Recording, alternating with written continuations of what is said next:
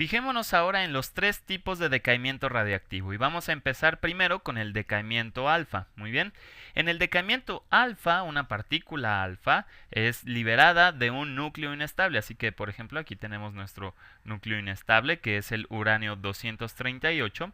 Y una partícula alfa tiene la misma composición que un núcleo de helio. Y ya hemos visto los núcleos de helio en videos anteriores, ¿verdad? En este caso tenemos dos protones, en los núcleos de helio tenemos dos protones y también tenemos dos neutrones, ¿cierto? Tenemos también dos neutrones. Ahí tenemos nuestro núcleo de helio y por supuesto, como tenemos dos protones y dos neutrones, esto tiene una carga 2 positivo. Así que la carga de una partícula alfa es 2 positivo. Así que para representar una partícula alfa en nuestra ecuación nuclear, como una partícula alfa tiene la misma composición que un núcleo de helio, simplemente ponemos helio aquí, ¿verdad? Y esto tiene dos cargas positivas, ¿verdad?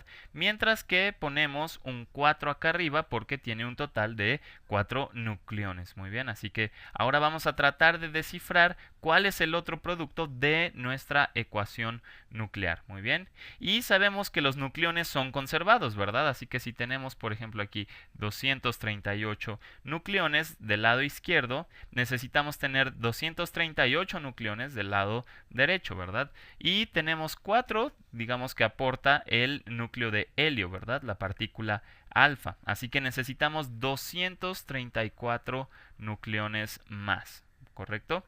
Así que 234 más 4 nos da 238, ¿verdad? Y hasta aquí tenemos que los nucleones son conservados en esta ecuación.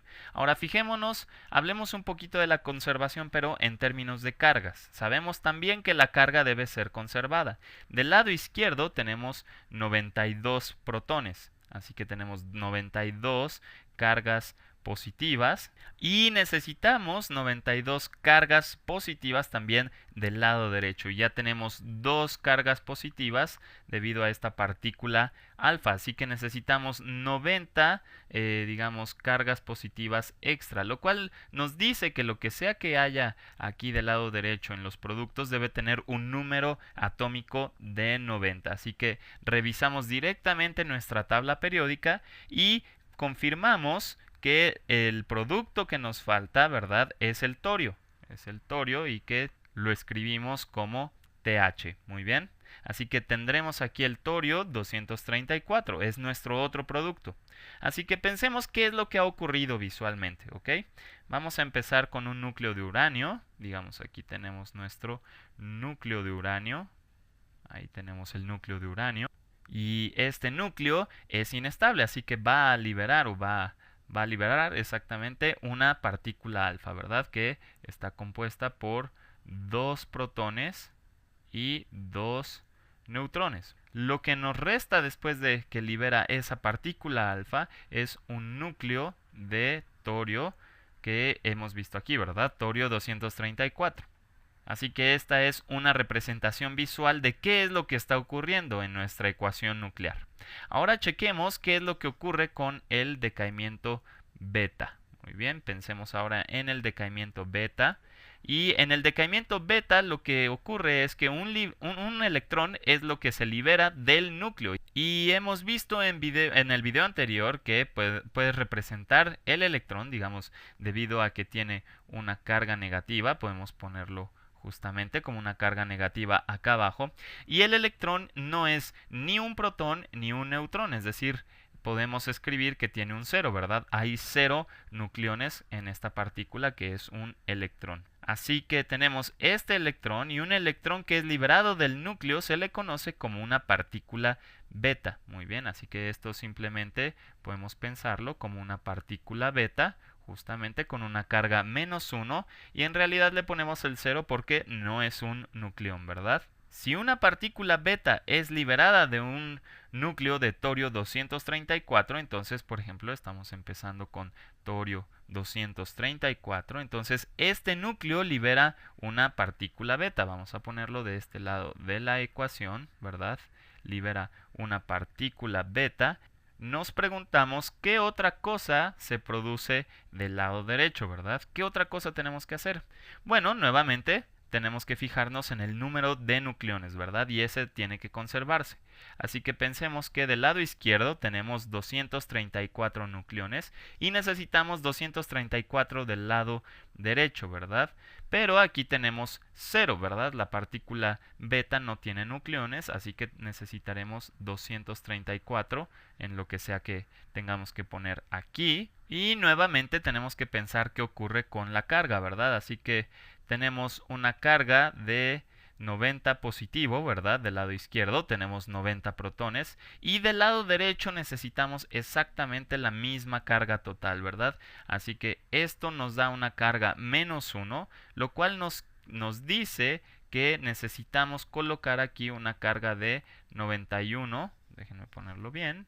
Necesitamos una carga de 91 positivo, ¿verdad? Es decir, eso nos indica que lo que sea que haya que poner aquí debe tener un número atómico de 91. Si nos fijamos ahora en la tabla periódica, encontramos que el elemento que tiene un número atómico de 91 es el protactinio, ¿verdad? Protactinio, y lo escribimos como Pa.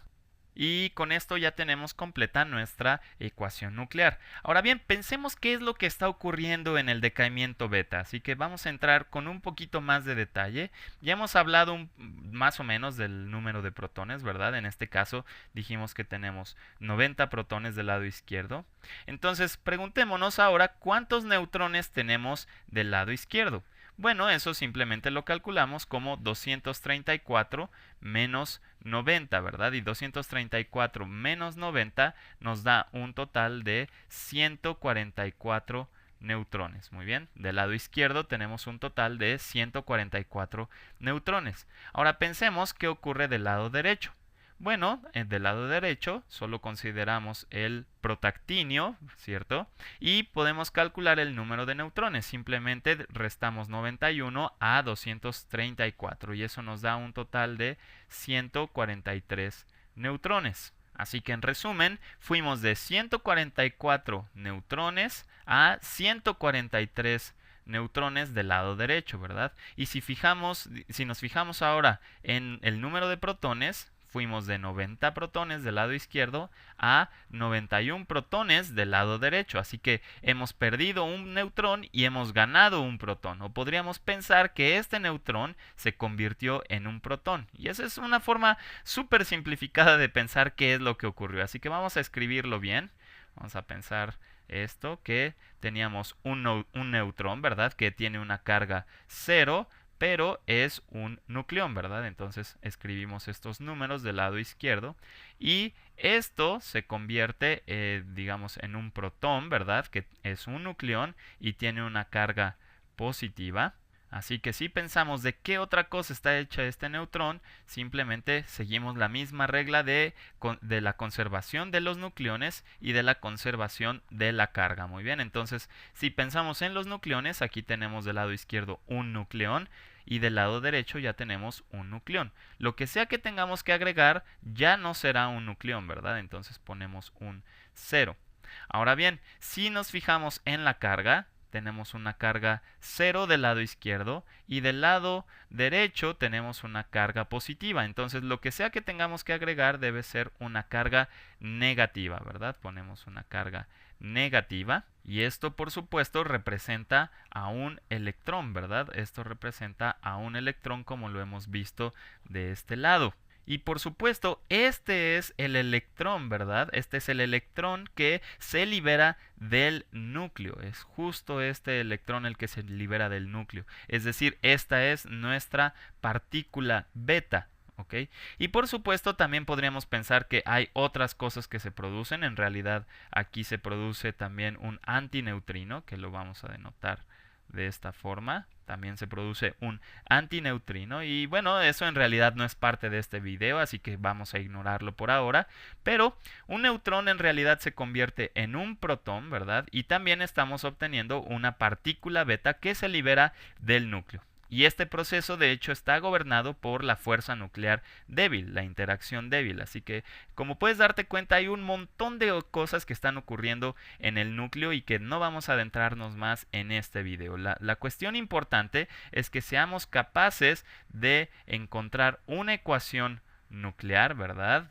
Que seamos capaces de reconocerla como un decaimiento de tipo beta. Muy bien. Y también que seamos capaces de escribir todo lo que hay en esta ecuación nuclear.